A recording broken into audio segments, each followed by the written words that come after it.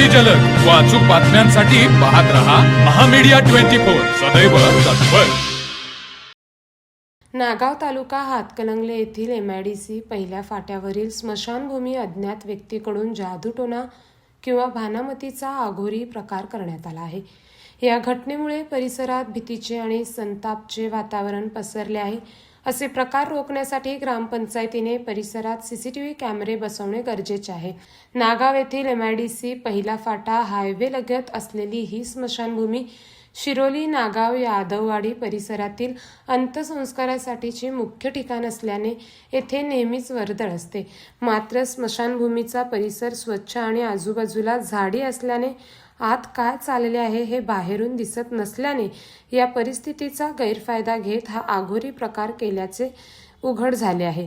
येथे दिसून आलेल्या संशयास्पद वस्तूंवरून हा प्रकार मंगळवारी अमावस्येच्या रात्री घडला असावा असा अंदाज बांधला जात आहे। स्मशानभूमीच्या लोखंडी शवदावणीच्या जाळीवर बाहुलीला बिबा लाल दोऱ्याने बांधून ठेवण्यात आली होती। त्याचबरोबर शवदावणीच्या दोन्ही कोपऱ्यात शेंडी नसलेले 2 नारळ त्यापैकी एक फोडून ठेवलेला आढळून आले।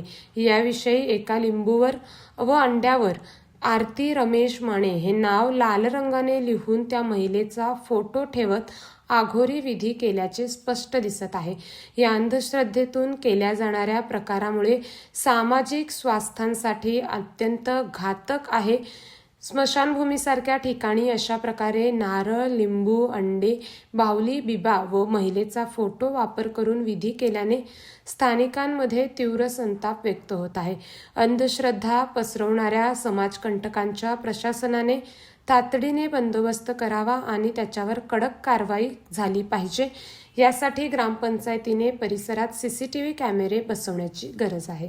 तर मग चला सबस्क्राइब करायला विसरू नका महामीडिया 24 न्यूज चॅनलला। महामीडिया 24 सदैव तत्पर।